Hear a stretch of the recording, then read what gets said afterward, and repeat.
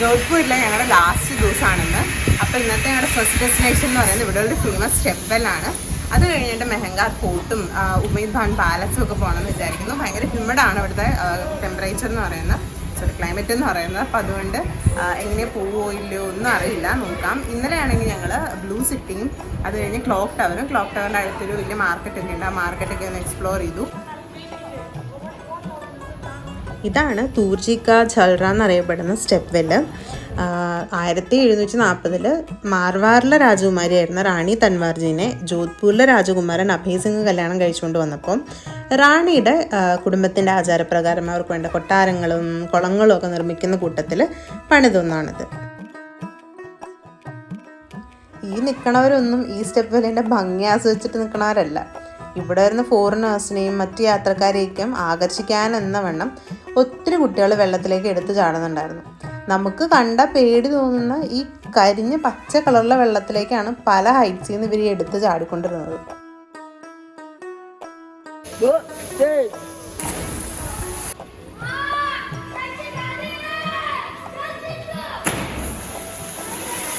എന്തൊക്കെ രസമാണെന്ന് പറഞ്ഞാലും അവർ വെള്ളത്തിലേക്ക് ഇങ്ങനെ എടുത്ത് ചാടിക്കൊണ്ട് വെക്കുന്നത് നമുക്ക് ഒത്തിരി നേരം കണ്ടു നിൽക്കാൻ പറ്റില്ല. കാരണം ലൈം സ്റ്റോണിൽ നിർമ്മിച്ചിട്ടുള്ള ഈ സ്റ്റെപ്പ് വെൽ എന്ന് പറയുന്നത് 200 അടിയിലധികം താഴ്ചയുള്ള ഒരു നിർമ്മിതിയാണ്. ഒരു നൂറ്റാണ്ടോളം ഇതിൻ്റെ പകുതി ഭാഗത്തോളം വെള്ളത്തിൽ മുങ്ങിക്കിടക്കുമായിരുന്നു. അടുത്തിടെ റിനോവേഷൻസിൻ്റെ ഭാഗമായിട്ടൊരു പരിശോധന നടത്തിയപ്പോഴാണ് ഇതിൻ്റെ താഴ്ഭാഗത്തേക്കും ഇതേപോലെ തന്നെ നിർമ്മിതികൾ ഉണ്ട് എന്നുള്ളത് അവർ കണ്ടെത്തിയത്.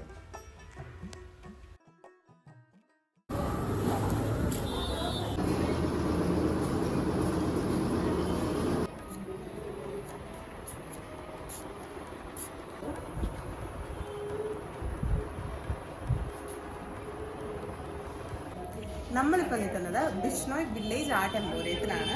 ഇതെല്ലാം ഇവിടുത്തെ ജോധ്പൂരിലെ ലോക്കലായിട്ടുള്ള ആൾക്കാർ നിർമ്മിക്കുന്ന ഷോളുകളുണ്ട്, കുർത്തകളുണ്ട്, ഷോർട്ട് ടോപ്സ് ഉണ്ട്, പിന്നെ ജോധ്പൂരിൻ്റെ ട്രഡീഷണൽ ആയിട്ടുള്ള ഡ്രസ്സുകളുണ്ട്, ബാഗുകളുണ്ട്, കാർപ്പറ്റ്സ് ഉണ്ട്, അങ്ങനെയുള്ള ഒത്തിരി സാധനങ്ങളുള്ള ഒരു സ്ഥലത്താണ്. ഇവിടെ കാണുന്ന ഈ കാർപ്പറ്റ് എന്ന് പറയുന്നത് ഇതെല്ലാം കൈകൊണ്ട് ചെയ്തിട്ടുള്ളത്. ശരിക്കും എനിക്ക് കാണുമ്പോൾ ഗുജറാത്തിലൊക്കെ മറ്റേ ഗർഭ ഡാൻസിന് വേണ്ടിയിട്ട് ഇടുന്ന സ്കേർട്ട് പോലെ തോന്നുന്നുണ്ട്. പക്ഷേ ഈ പ്രിൻ്റുകളെല്ലാം തന്നെ അവർ കൈകൊണ്ട് തുന്നിയതാണ്. ഇതിൻ്റെ വർക്കുകളും എല്ലാം തന്നെ. ഇതിവിടുത്തെ സാവൻ മാസത്തിലെ, അതായത് മൺസൂൺ സീസണിൽ ഇവിടുത്തെ ആളുകൾ ഏറ്റവും അധികം ഉപയോഗിക്കുന്ന ഒരു ഷോളാണ്. ഇതിനെ ബന്ധിനി ഷോൾ എന്നാണ് പറയുന്നത്.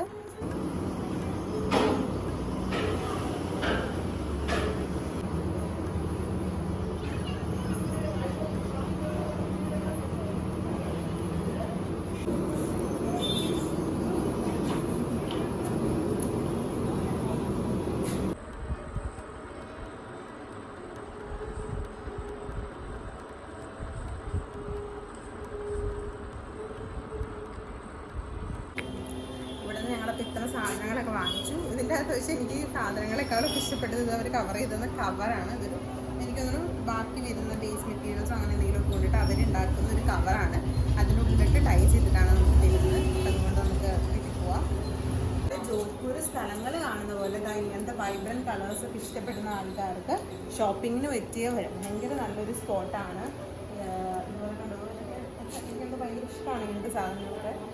ഇതുപോലത്തെ കുട്ടികൾ ഇതെല്ലാം ചിലപ്പോൾ 350, 450 ഒക്കെ സ്റ്റാർട്ടിങ്ങിൽ നമുക്ക് കിട്ടും. ഇങ്ങനെയുള്ള കുറച്ച് എന്താ പറയുക കുക്കർ പോലെയുള്ള ഇതും ഇതാവിക്കലാണ്.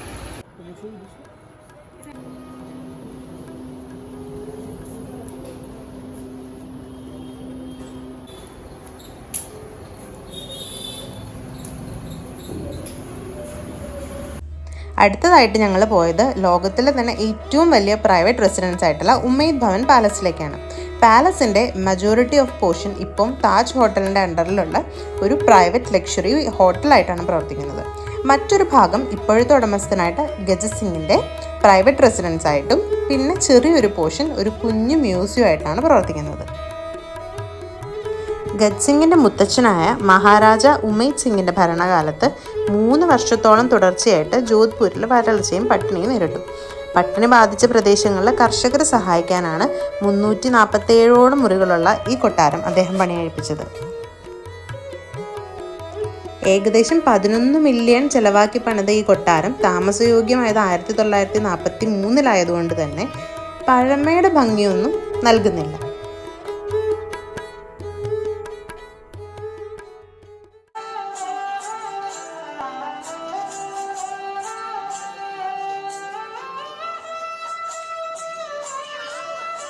മേരാൻ അല്ലെങ്കിൽ മേരാൻഗഡ് എന്നറിയപ്പെടുന്ന ഇന്ത്യയിലെ ഏറ്റവും വലിയ കോട്ടകളിലൊന്നായ ഈ കോട്ടയായിരുന്നു ജോധ്പൂരിലെ ഞങ്ങളുടെ ലാസ്റ്റ് ഡെസ്റ്റിനേഷൻ.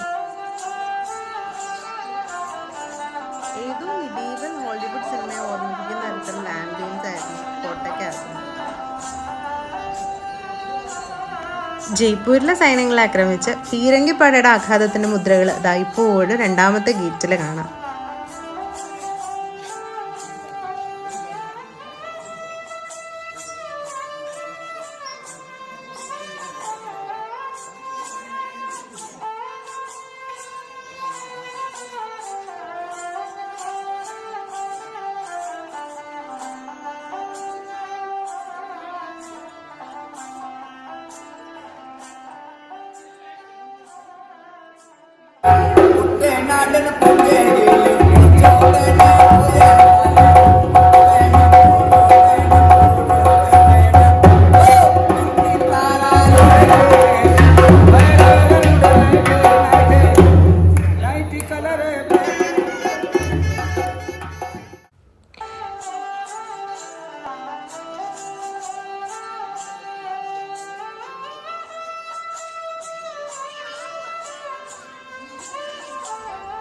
പല പല രാജ്യങ്ങളായിട്ടുള്ള യുദ്ധം ജയിച്ചതിൻ്റെ സ്മരണാർത്ഥമാണ് ഇതിൽ പല കൊട്ടാരങ്ങളും നിർമ്മിക്കപ്പെട്ടിട്ടുള്ളത്.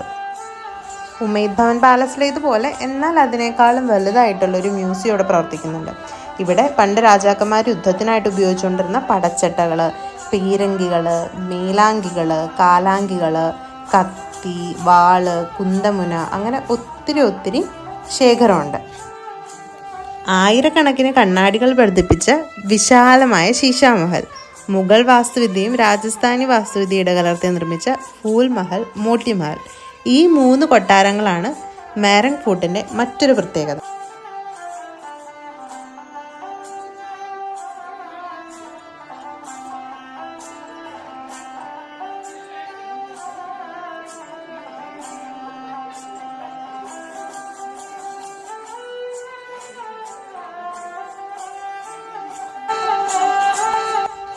ജോധ്പൂരിലെ കാഴ്ചകളിൽ ഏറെ വേറിട്ട് നിൽക്കുന്നതും എനിക്ക് ഏറ്റവും ഇഷ്ടപ്പെട്ടതായിട്ടുള്ള സ്ഥലം മേരാംഗ് ഫോർട്ട് തന്നെയായിരുന്നു. മേരാംഗ് ഫോർട്ടിൻ്റെ അകത്തുള്ള മാർക്കറ്റിൽ ആനക്കൊമ്പിൽ നിർമ്മിച്ചിട്ടുള്ള ജ്വല്ലറികളും കൈത്തറി കൊണ്ടുണ്ടാക്കിയ ഷോളും ലെതറിലുണ്ടാക്കിയ ഷൂകളും ബാഗുകളും അവരുടെ തന്നെ തനത് ശൈലിയിൽ നിർമ്മിച്ചെടുക്കുന്ന ഒത്തിരി ഹാൻഡിക്രാഫ്റ്റ് ഐറ്റംസും ഫോറിനേഴ്സിന് ലക്ഷ്യമിട്ടെന്നോണം അവൈലബിൾ ആയിരുന്നു.